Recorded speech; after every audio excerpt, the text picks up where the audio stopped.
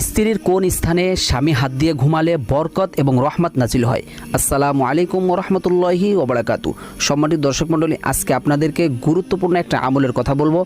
আমাদের সকলের এই আমলটা জানা দরকার। আমলটি হচ্ছে, আল্লাহ রসুল সাল্লাল্লাহু আলাইহি ওয়াসাল্লাম বলেছেন, যখন কোনো স্বামী স্ত্রীর ভিতরে ভালো সম্পর্ক থাকে আর যদি স্ত্রীর পা থেকে মাথা পর্যন্ত এমন একটা স্থান আছে, ওই স্থানে যদি স্বামী হাত দিয়ে ঘুমিয়ে পড়ে, তাহলে আল্লাহ পাক রব্বুল আলামিন স্বামী এবং স্ত্রীর উপর রহমত নাজিল করে এবং তাদের রিজিকের ভিতরে বরকত দান করেন।